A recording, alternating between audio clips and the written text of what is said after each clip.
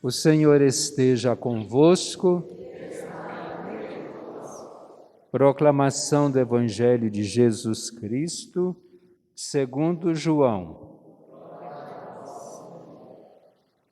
Naquele tempo, muitos dos discípulos de Jesus que o escutaram disseram: esta palavra é dura. Quem consegue escutá-la? Sabendo que seus discípulos estavam murmurando por causa disso mesmo, Jesus perguntou: isso vos escandaliza?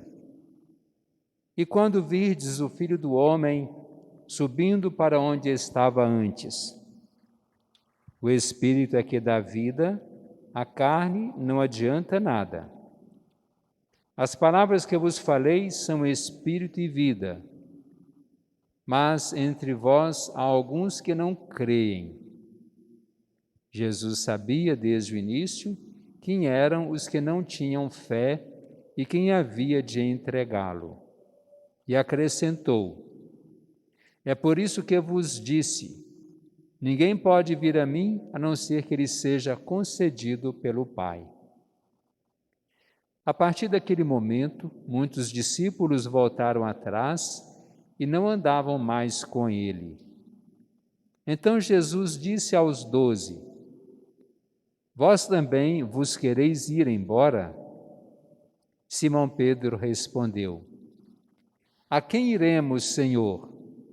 Tu tens palavras de vida eterna. Nós cremos firmemente e reconhecemos que Tu és o Santo de Deus. Palavra da salvação.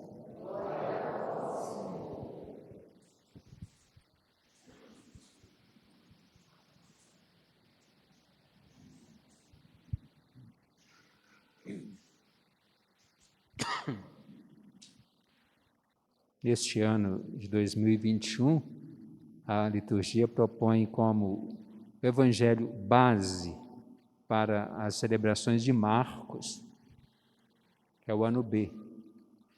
Tem o ano A, B e C fazendo rodízio, Mateus, Marcos e Lucas. É claro que uns entram no ano do outro de acordo com aquilo que é programado. E João entra em vários momentos.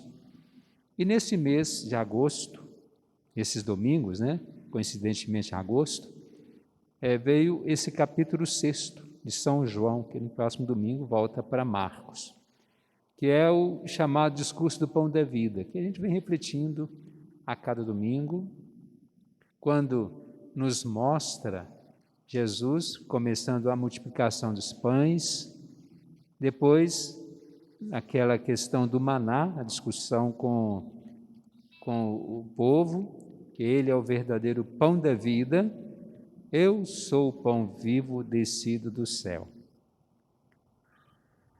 Na primeira leitura nós ouvimos o livro de Josué. Josué foi aquele que sucedeu a Moisés na condução do povo, quando Moisés tirou o povo da escravidão do Egito, conduzindo pelo deserto durante 40 anos, e a uma certa distância ele avistou a terra, mas ele não conseguiu entrar na terra, pois ele morreu antes. E, como diz o livro do Deuteronômio, do Êxodo e vários outros, o espírito de Moisés foi derramado sobre Josué, que assim conseguiu chegar com esse povo àquela terra prometida por Deus. E ali tiveram que expulsar os povos ali residentes, como os madianitas. E o povo, como a gente vê hoje, muitas vezes a gente, como aquela ovelha que se desgarra daqui, outro de lá, e precisa alguém estar reconduzindo as ovelhas ao rebanho, como o próprio Jesus se coloca como pastor, que conduz as ovelhas. Josué estava percebendo que muitos estavam se afastando. Ele fez um desafio. Eu sei que muitos de vocês querem adorar aos deuses dos antepassados. Lá mesmo Deus de Abraão, que Deus depois escolheu para servir a Ele, Ele tinha os seus deuses, mas Deus chamou Abraão para o seguir, para fazer a sua vontade, e a partir daí ele começou nessa aliança que Deus fez com ele, de ele ser esse pai de todos nós, de uma grande descendência. Ou então vocês querem servir aos deuses desse povo, né, dos madianitas. Vocês quiserem servir aos deuses que vocês quiserem, é lá com vocês, em outras palavras. Eu e minha família serviremos ao Senhor Deus. Aí vem o evangelho que Jesus, quando falava que era o pão da vida, meu corpo é verdadeira comida, meu sangue é verdadeira bebida, ele tinha autoridade, autonomia e poderia fazer esse desafio. Isso escandaliza vocês? Escandaliza porque vocês não têm fé, vocês não creem. E muitos pararam de seguir a Jesus, discípulos dele, porque não estavam acreditando. E Jesus sabia muito bem quem não acreditava nele, como diz o Evangelho, até quem deveria traí-lo. Mas ele perguntou assim, vocês querem ir embora? Perguntou aos que ficaram. Vocês também não querem ir embora? Hoje, se a gente falar assim para quem está insatisfeito com a gente, às vezes ele ficar sozinho, né? Mas Jesus, é claro, sabia muito bem que estavam insatisfeitos com ele, mas se eles fossem embora, ele por si se basta. Mas ele sabia bem com quem estava lidando. Apesar da dificuldade, né, de ser rude, ignorante, não ter muito conhecimento, é Pedro que toma a palavra. Senhor, a quem iremos nós? Só tu tens palavras de vida eterna. Quer dizer que ele tinha muita confiança em Jesus, a ponto de ele não querer seguir outro.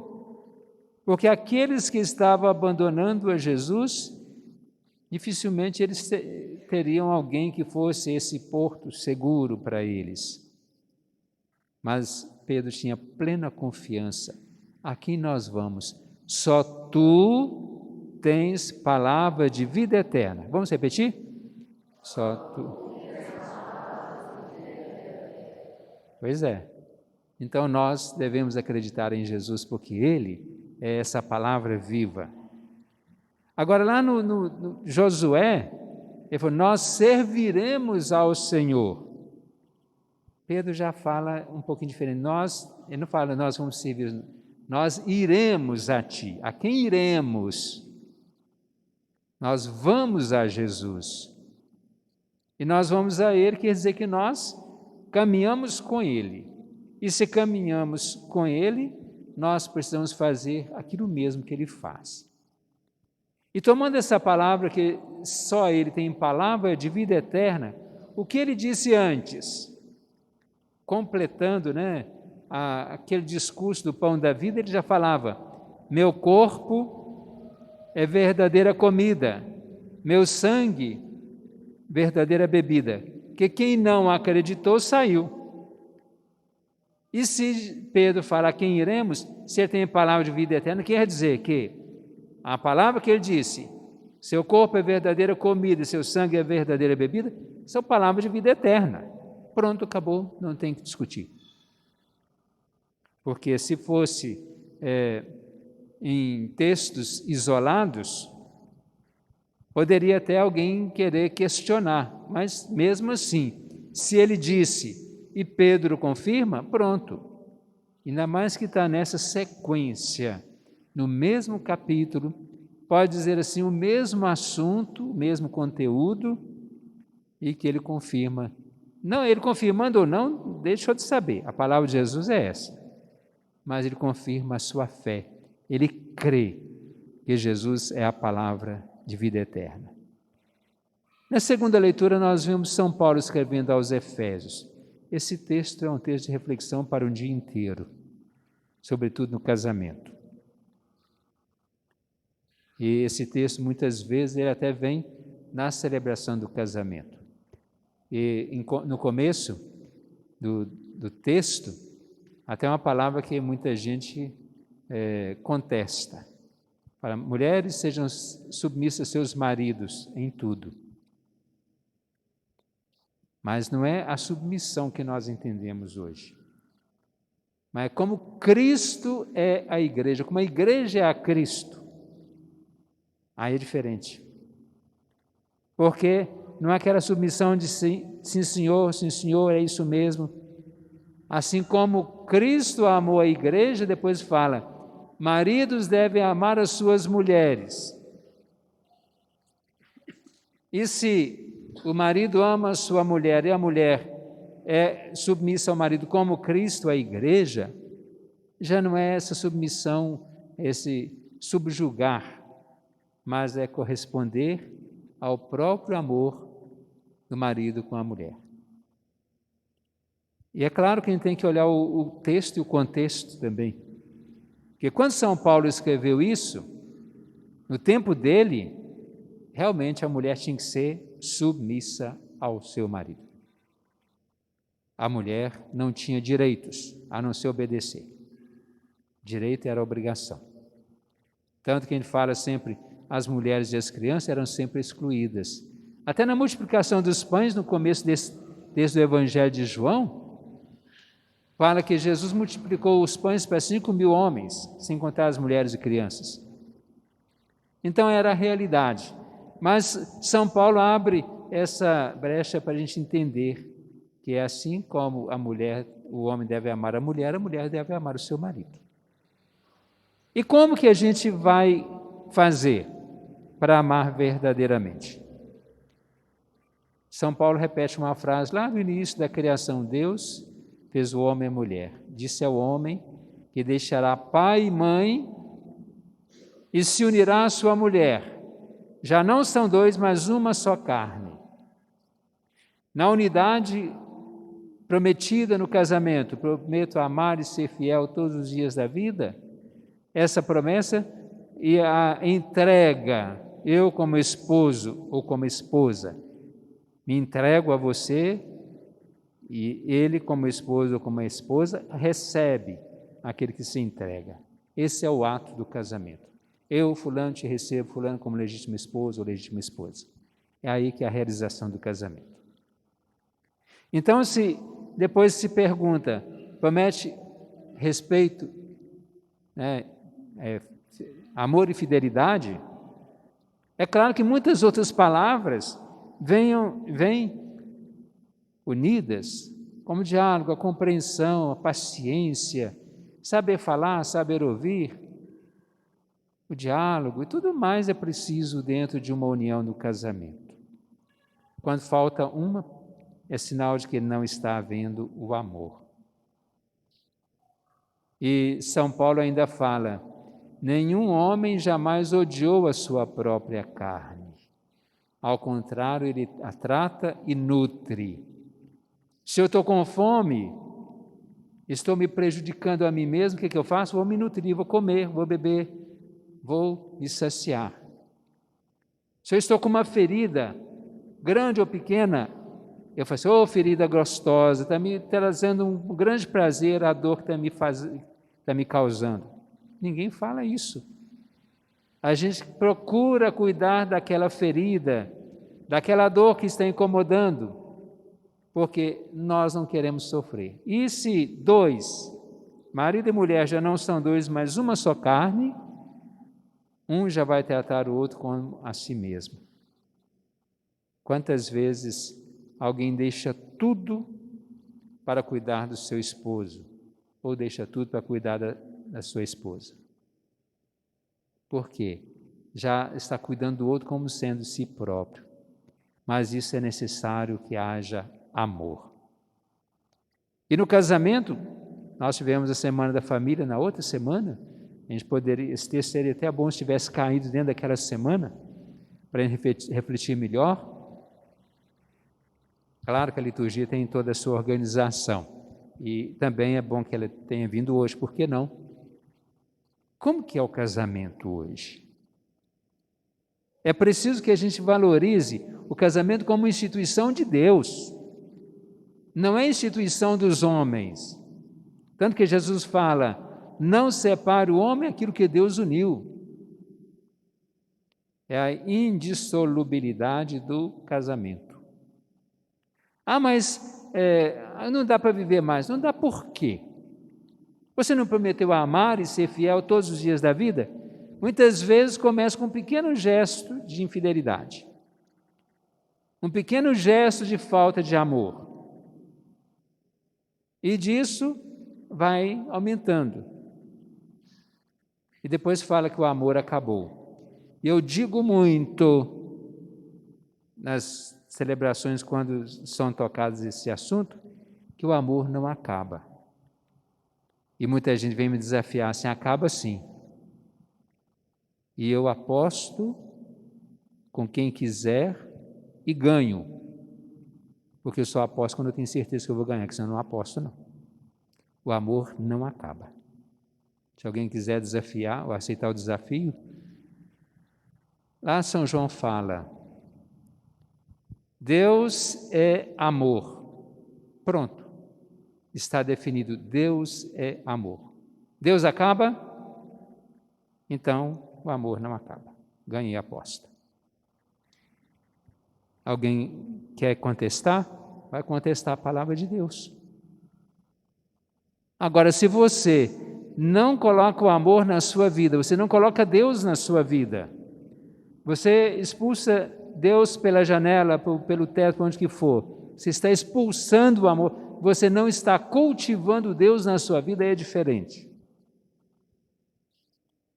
E nós precisamos cultivar esse amor em nós, porque fala, quem nos une é o amor, quer dizer, quem nos une é Deus. Se eu não tenho, não existe o que nos une, não existe união. Aí eu não vou falar que o amor acabou, é você que não quer ter esse amor, é você que não quer ter Deus em você, é diferente. Diferente.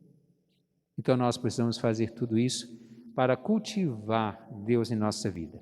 E como disse no início, hoje, nesse 4º domingo de agosto, nós celebramos o dia da vocação do leigo.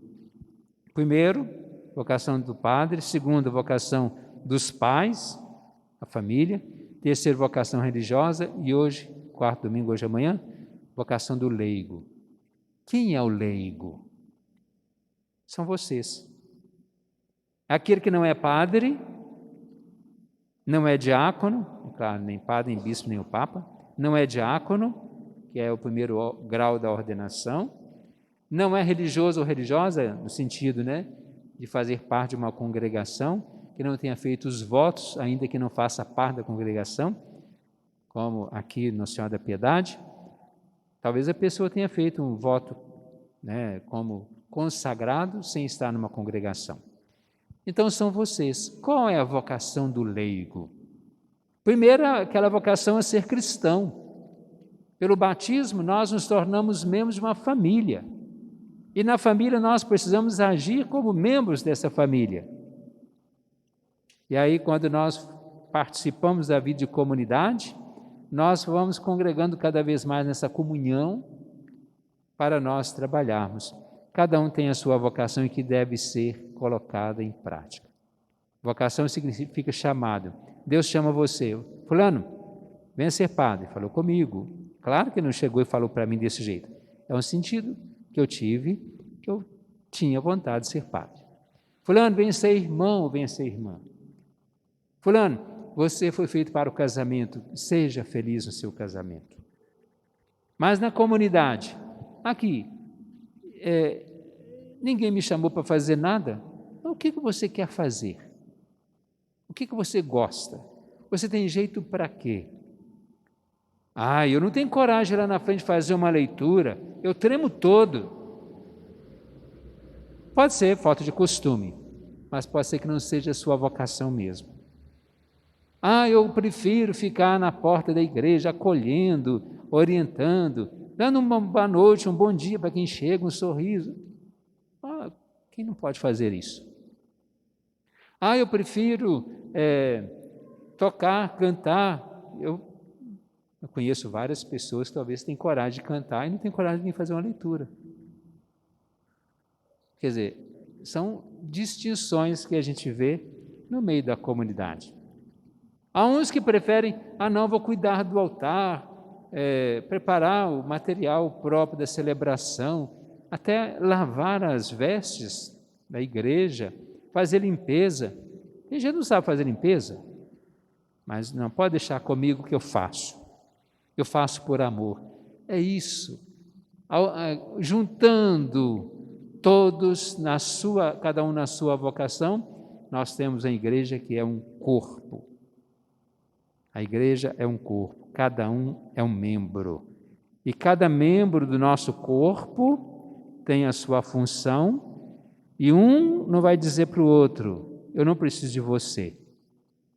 Na comunidade nós todos precisamos de todos. Ninguém pode ser dispensado. Se algum se dispensa, é como se a gente estivesse amputando um dedo, uma perna. Não, isso aqui não faz falta, não, vou cortar. Não é por aí. Nós precisamos cultivar a união, como se a gente até talvez desloca uma peça do nosso corpo, quebra, a gente vai lá, faz uma cirurgia, engessa, o que for, mas nós queremos manter todos os membros sadios. Vocação de vocês. Pensem, para que Deus me chamou na comunidade? Será que é só para vir sentar no banco e ficar aqui esperando a missa? Esse padre que está falando muito não para de falar nunca? Será que é só vir rezar? Também é uma vocação. Tem aquelas pessoas que levam a vida mais monástica, mais na clausura, mais na oração, também é uma vocação. Mas, para mim, será que é só por comodismo? Eu não vou assumir nada, a melhor coisa é ir para a igreja e ficar o dia inteiro rezando. Não é um comodismo de que eu não deva servir aos outros? E servir aos outros pode ser dessa maneira, servir lá fora, na família, na atuação da comunidade, no bairro, na rua, na política, tudo isso é vocação. A gente fala assim, tem gente que tem a política na veia, tem uma vocação muito forte. É vocação, assuma, para que a gente possa ter uma sociedade melhor, uma igreja melhor, uma comunidade melhor. Contando com a bênção de Deus, com a sua graça, nós temos certeza. Tudo vai mudar, tudo vai melhorar. Depende de cada um e de todos nós. Sozinho eu não posso, mas se cada um se unir ao outro, transformamos a nossa sociedade. Façamos a nossa profissão de fé. Creio